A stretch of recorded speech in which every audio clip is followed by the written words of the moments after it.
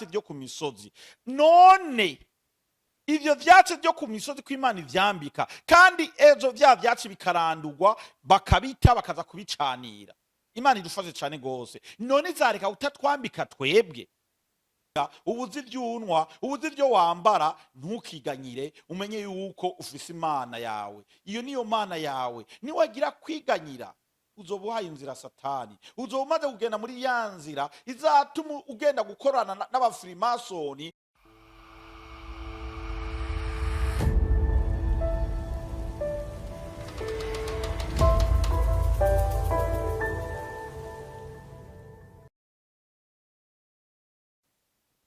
Shalom shalom bantu b'Imana mudukurikirana ku ijambo ry'Agakiza TV, ndabaramukize amahoro y'Imana abane namwe aho muri hose. Hanyuma rero nkabanezerewe cyane kongera kubana namwe kuri uyu munsi, kuba Imana yemeye kuntiza aka kanya kugira ngo ngire ico ndabashikiriza, ico Imana yantekereye kugira ngo ndakibazanire gishobora kubagirira akamaro. Rero nawe ni wewe uza kuba ubonye iyi video, reka ndakwinginge nawe iyi video ntuze kuyigumiza ko gusa kuri wowe gusa, ariko uze kuyihereza n'abandi bose, kandi ndizera yuko niwakora ico gikorwa uzoba umfashije, kandi n'Imana nayo iraguhezagira. Rero nkuko nababariye, mfise ico Imana yantekeranize. Haleluya.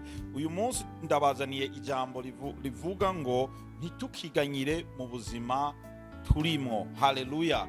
Iryo niryo jambo ngomba yuko tuza kuyaga namwe mu minota mikeyi. Ntitukinganyire mu buzima turimwo. Reka mane nsenge. Data wo mwijuru, ndagushimiye, ndagukengurukiye kuba ungeze kuri isaha nkihumeka umwuka w'abazima. Ndagukengurukiye kuba n'abariko baradukurikirana nabo kandi wabazigamye ukabashikanye kuri isaha bagihumeka umwuka w'abazima. None Mana yera, Mana y'ubusobozi, ngiye kwasamura akanwa kanje, wewe wivuganire n'ubwoko bwawe. Ndakwinginze ngo utaramure ya myuka mibi, utaramure baba daimoni, utaramure bimwe vyose byotuma biva hirya no hino bigatuma umurimo wawe utabandanya. Ibyo byose ndakwinginze Data wo mwijuru, ubitaramure, uzabugize neza. Waravuze ngo muri mwasaba mwizeye, ngo mu byo muzosaba byose ngo nzabibakorera. None nanze ndabigusabye nizeye, kandi nsengera n'abariko baradukurikirana nabo kandi ukomeze kubahezagira. Nyiri jambo ngiye gusigana ryo rize kubagira akamaro mu mutima wabo. Urakoze cyane kandi abigushimiye nizeye, ni mu izina ryawe ryera. Amen. Haleluya, haleluya. Nkuko nababwiye tugiye kwiga ijambo rivuga ngo ntitukinganyire mu buzima turimwo. Imana idufashe cyane gose. Hari abantu benshi bariko barankurikirana ku ijambo ry'Agakiza TV, usanga bariko bariganyira, kandi rero ugasanga ni babantu b'abarokore, ni babantu bazimana, ni babantu izuba ridashobora kurengana badasenze, ariko ugasanga bariko bariganyira bivanye n'ubuzima babayeho. Ugasanga mara narasavye Imana iki, Imana yarase gukimpereza.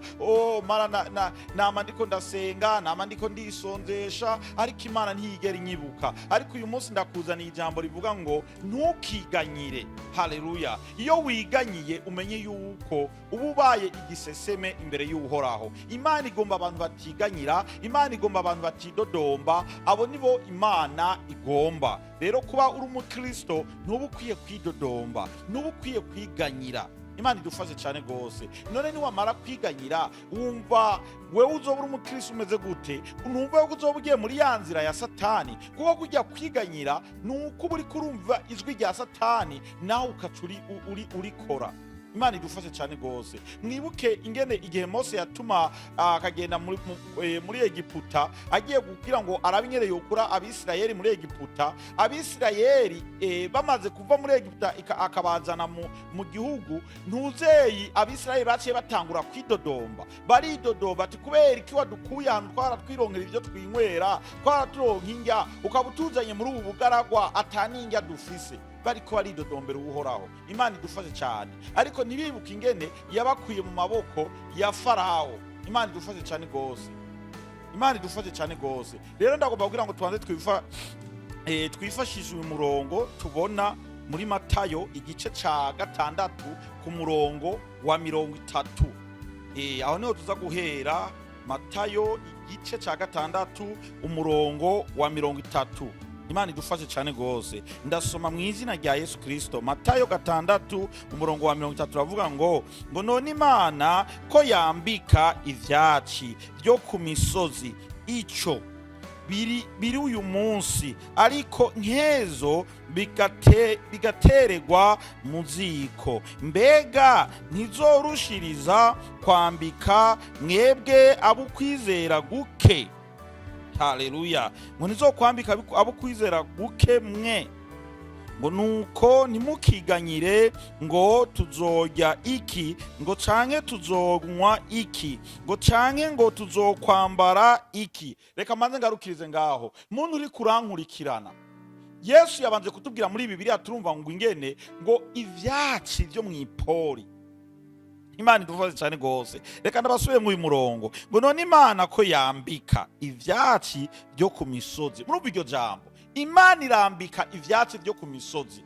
None ivyo vyaci byo ku misozi ko Imana ivyambika, kandi ejo vya vyaci bikarandurwa bakabita bakaza kubicanira. Imana idufashe cyane gose. None izareka utatwambika twebwe? Urumva bene data, izareka utambika wewe? Usohoka kuba uri kurankurikirana muri uyu mwanya, uri mu bibazo, utagira n'agahuzu wambara, ariko ugasanga uri kuridodomba. Reka ndakubwiza ukuri, uzi yuko wakiriye Yesu, ukamenya ati jewe kweri narakiriye Yesu, numufate wizere, umenye yuko Yesu ari kumwe nawe. Yesu azokwambika kugira yarinze yambika biga vyaci, nawe azokwambika, kuko twebwe igituma azotwambika. Haleluya. Turiko turamukorera. Ariko nutigira ukwizera, ukagira kwizera guke, Yesu ntazokwigira kwambika. Imana idufashe cyane gose. Reka nsubire mu uyu murongo. Haleluya, haleluya. Yesu ndamukunda kabisa. Imana idufashe cyane gose. Reka nsubire mu uyu murongo. Uravuga ngo nuko ntimukinganyire ngo tuzorya iki, ngo canke tuzonwa iki, canke ngo tuzokwambara iki. Ntitukinganyire. Muntu uri kurankurikirana, ntukiganyire ngo uzorya iki, ntukiganyire ngo uyu munsi ndarira iki, canke ngo nza kunywa iki, nza kunywa amazi nkuye, nza gufungura indya nkuye. Ariko menya yuko ufise Imana yo mwijuru. Hari Imana ya Ibrahimu na Isaka na Yakobo. Iyo niyo Mana yawe, iyo niyo Mana ukwiye gusaba. Niwagira ico ubuze, nufukame ugende mu cyumba cawe uyisenge, uvuga ati Mana, uyu munsi ndaburaye, ndakwingize mu mico vyonja. Mwibuke ingene yagiye kugaburira babana 5,000, babantu byari 5,000, bari bashonje bafise inzara, ariko Imana irabagaburira, ibazanira imikati, ibazanira n'amafi. Haleluya. Nuko nabo bari bafise ukwizera, babwiye Imana ati Yesu Kristo turakwingiza ngo tugaburire. None babimusaba batizeye, yari kubagaburira. Kugiye yagaburiye bajya abantu, namwe niko izabagaburira. Muntu uri kurankurikirana, nawe izakugaburira. Ufise Imana yawe niyo ukwiye gusaba, ntazogira abandi bantu usaba, kuko niwagira kwiganyira cyane mu mubiri wawe cyangwa mu mutima wawe, umenye yuko uzoba ugeze kure. Uzoba umaze guhereza inzira Satani. None umaze kwiganyira uko, kandi uri umukristo, wumva bizonezera Imana gute? Wama kuwa Mungu wamuza gusenga, uhimbaza Imana, uvuga ati Mana ndasabye imbabarire mu byo nakoze. None uzokwamusaba Imana kugeza ryari? Uzokwamusaba Imana imbabazi kugeza ryari? Rero wewe uri kurankurikirana, gira ukwizera. Nyamba ubuze ivyo urya, ukabura ivyo wambara, takambira Uhoraho. Ndiko ndakubwiza ukuri, takambira Uhoraho. Dufise Imana ya Ibrahimu na Isaka na Yakobo, niyo Mana dukwiye gusaba, nta yindi Mana dukwiye gusaba. Mwibuke ingene ntuze Daniyeli igihe bamutaye muri rwagobo rw'intambwe, nta yindi Mana yagiye gutakambira, yatakambiye Imana ya Ibrahimu na Yakobo. Iyo Mana niyo yamubonekeye, irungika abamarayika, kuko Daniyeli yatangura gusenga, arasenga, aravuga ati Mana ndakwingiza nkure hano hantu, undinde zinongwe. Imana idufashe cyane gose, kandi Imana yarabimukoreye. Nawe rero ubuze ivyo urya, ubuze ivyo unwa, ubuze ivyo wambara, ntukiganyire, umenye yuko ufise Imana yawe. Iyo niyo Mana yawe. Niwagira kwiganyira, uzoba uhaye inzira satani, uzoba umaze kugenda muri ya nzira izatuma ugenda gukorana n'abafirimasoni, ngo ni uzoronka ubutunzi, ugatanga urutanguye kwiganyira ngo nta muduga mfise, ngo kandi ngo abandi nabo bafise imiduga. Aho uri kurihenda muntu uri kurankurikirana, uri kurihenda. Senga imana yawe, saba imana yawe. Iyo mana ya Ibrahimu nizaguhereza icyo ukeneye cyose, kuko n'ijambo ry'Imana rirabitubwiye ngo ntukiganyire na gatonyi ngo wabuze ibyo urarira.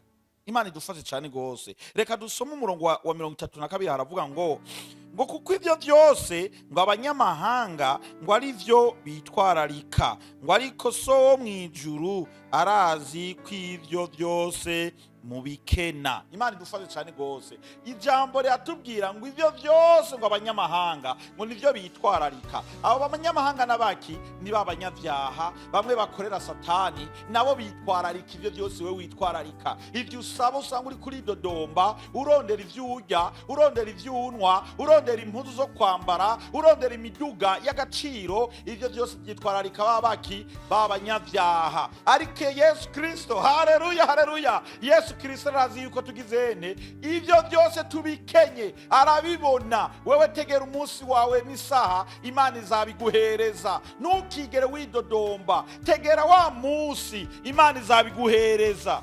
Haleluya. Yesu ndamukunda cyane gose, ndamukunda kuri iri jambo tubariye ngo abanyamahanga ngo ibyo byose ngo nivyo usanga bariko bararondera. None natwe ko tutari abanyamahanga kubera iki tugomba kubirondera? Muntu w'Imana, wewe wamaze kwakira Yesu ukavuga ati jewe naramwakiriye, ndabikuye ku mutima, numufate. Umenye yuko ni wamufata byose uzobibonye. Haleluya. Byose uzobwizene uzobubibonye. Ntaco Yesu atazokwigera guhereza. Ibyo ugomba byose Yesu azabiguha. Ibyo wipfuza nta na kimwe. Nurabe ngo ibyo satani abahendereza, nurabe mu miduga y'agaciro, ibyo byose uri kurahendwa, ariko dufise ibyo ibisumba ibyo byose Yesu azaduhereza. Imana idufashe cyane gose.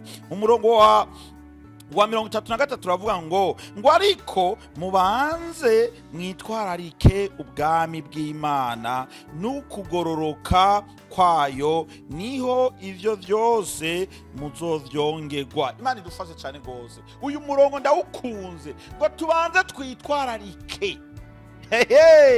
Ngo ariko mubanze mwitwararike ubwami bw'Imana. Ico nico kintu ca mbere. Muntu uri kurankurikirana, banze witwararike ivy'Imana. Uvuga ati jewe kweri ndi kumwe n'Imana. None reka ndakubaze, hari ikintu abantu bese abakristo batamenya. Ushobora kuza gusaba Imana ntikwishure, ugasanga warasenze waragizene, ariko hari ikintu kiri ku mutima wawe utaraheba. Niyo mpamvu Yesu Kristo atazokwigira yumva ugusenga kwawe, ntazokwigira yumva uko ivyo uri kuramusaba byose. Uzoguma uri, inzara izagukubita, inzara izakwica. Reka ndababwiza ukuri, ntaza karorero kuri jewe mbona mpagaze gaha ku ijambo rya Kiza TV. Ndashima Imana, narabaye mu nkambi imyaka 12. Uwo muri yo nkambi maze kwibamwo narashwa kurya rimwe ku munsi, inzara nkarara ntariye canke nkirwa ntariye. Ariko waho mpagaze ndashima Yesu Kristo, ndafise ivyonja n'ivyo gutabiriho. Imana idufashe cyane gose. Yesu yaramaze kunyugururira imigisha. Nawe rero niwa musaba wizeye, niwa mukorera wizeye, azakugururira imigisha, ntavyo zobura vyo kurya, kuko nabandi bose Yesu arabugururira imigisha. Nawe Yesu acagura uwari we wese. Yesu aramwakira akavuga ati uyu ariko arankorera. None nawe ni wabikora ivyo uzagirane, Yesu azakumva gusenga kwawe. Ariko ubanze umukorere. Ndasubira mwiri jambo ngo ariko mubanze mwitwararike ngo ubwami bw'Imana ngo n'ukugororoka kwayo, niho ivyo byose muzogirane muzovyongerwa. Imana idufashe cyane gose. Ni wabikora ibi bintu ukamukorera mu kuri, muntu uri kurankurikirana, ivyo vyose Imana izokugurura imigisha, izokugurura imiryango yari yarugawe. Buri kintu cyose uzowisavye uzakironka, nta nzara izasubira kugutera, nta nyota izasubira kugutera, nta bukene uzosubira kugira, nta mwambaro uzosubira kubura. Buri kintu cyose uzokwama wakirose. Umurongo wa 34 haravuga ngo ntimukinganyire ivyezo, ngo kuko umunsi wezo uzoba wiganyira ivyawo. Umunsi ukwiranye n'amagorwa yawo. Imana idufashe cyane gose. Hari abantu benshi iri jambo rikorako, usanga bariko bariganyira ivyezo. Muntu uri kurankurikirana, ntukiganyire ivyezo, kuko ivyezo banze wiganyira ivy'uyu munsi, ejo n'uwundi munsi. Ivyezo ngo bifise ivyawo, kuko ushobora kuza kwiganyira ivyezo kandi ejo ntuhashike. Rero niwiganyire uyu munsi, uvuga ati Mana, uyu munsi ndakeneye yuko wompa iconja, Mana ndakeneye yuko wompa iconja. Aho guco wovuga ati Mana ndakwinginze uzonshikane ejo, ndakwinginze uzobane nanze ejo, uzohanshikane. Ariko ntiwiganyire ngo ejo ngo Mana ngo sinfise ivyo nzogezo, Mana ejo sinfise umwambaro nzokwambara, Mana ejo sinfise umwambaro nzokwambara ngiye gusenga. Aho uri kurihenda. Ntukiganyire ivyezo, ahubwo niwiganyire ivy'uyu munsi. Imana idufashe cyane gose. Niwamara kwiganyira ivy'uyu munsi, Yesu nawe azakugurira, ariko ubanze umukorere. Yesu ntabwo apfa kwirukira ku muntu ari we wese atabona yuko umutima wawe wuguruye, atabona yuko uri kuramukorera mukuri. Aho nihazagira niho azakugururira nawe imigisha. Iryo ryari jambo nari nipfuze kugira ngo nyage namwe abakunzi b'ijambo ry'Agakiza TV. Hanyuma ikindi ndabasaba, webwo bari ubwa mbere utari bwigere wakira Yesu, Imana idufashe cyane gose. Hanyuma ukaba wumvise iri jambo, kuko uko kwiganyira, uko kwidodomba, most the time abantu benshi batazi Imana ivyo nivyo bakora. Ariko nawe uri kurankurikirana, usanga Satani yaramaze kukwifatira nkuko yigombeye. Ndagomba yuko uyu munsi Imana yokubohora. Niyo mpamvu nifuza yuko woza gusubiramwo aya majambo ngiye kuvuga. Niwayasubiramwo, Yesu nawe arakugururira imiryango. Ndagomba uvuge ngo Mwami Yesu, uyu munsi ndumvise ijambo ryawe, name nizera, ndakwakiriye umbere umwami n'umukiza mu bugingo bwanje. Mwami Yesu, uyu munsi futa mu gitabo ca Satani, unyandike mu gitabo c'ubugingo bwawe. Ndahakanye Satani n'ibikorwa vyiwe vyose, ndahakanye Satani n'ivyaha vyiwe vyose. Mwami Yesu, uyu munsi ndasubira Mwami Yesu, umbabarire mu vyo nagendeyemwo kuva kera, ubimbabarire mu maraso yawe anyoze antunganye, unyakire unyemere mu bawe bose. Niwaza gutora abawe bose, nanze nzobe ndimwo. Muntu w'Imana, ni wabusubiye mwayo majambo, ndakubwiza ukuri, Yesu yamaze kuguharira. Niwiyumvire ngo ivyo wagendeyemwo, aho wamaze kwatura, Yesu yaguhariye. Ndagiye kugusengera kugira ngo Yesu akomeze kubana nawe, ariko ugira ukwizera. Ndagomba uyu munsi ngufate, umugumye, ntukamurekure. Niwumva ijwi rikubwira ngo rekura Yesu, iryo jwi uzorubwire ngo cindwa kwa zina la Yesu.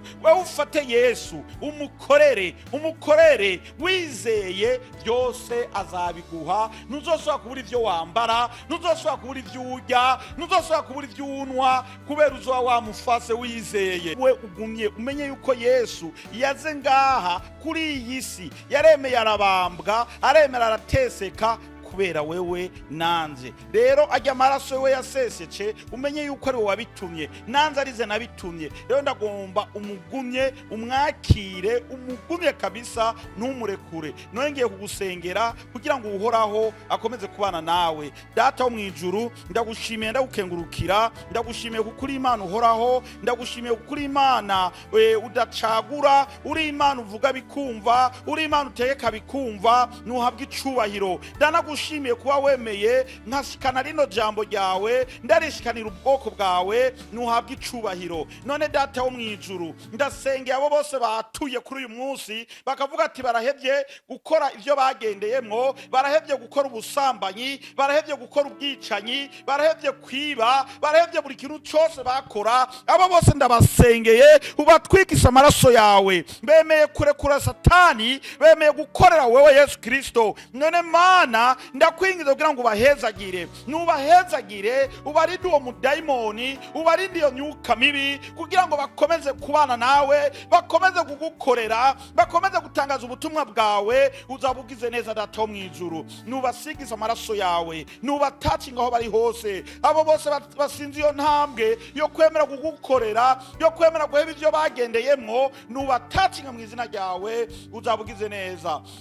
Ndasengeye n'abagwayi bose, abari mu bitaro, abagwaye ingwara zitandukanye, abo bose wase ku biganza vyawe, ubahezagire, ubarinde wa mugwani Satani, ubarinde ya madayimoni mu izina rya Yesu Kristo. Ubakure muri ico gitanda baryamyemwo, bumve yuko bakiriye gukira. Ndasengeye n'abari mu bibazo, abo bose Mana ubatacinge mu izina ryawe, nuhabwa icubahiro. Ndasengeye n'abariko baradukurikirana, abo bose Mana ubahimigisha, uzabugize neza. Mana yera, Mana busobozi, sinavuga nsarare, ariko ndakwingize kugira ngo ubimpere ubuntu n'ubusobozi, ni mu izina ryawe ryera, amen. Rero Imana ibahezagire, kandi Imana ibongeze imigisha mu byo byose muriko murayisaba. Imana ikomeze kubibahera ubuntu n'ubusobozi, kandi ndanabashimira cyane gose.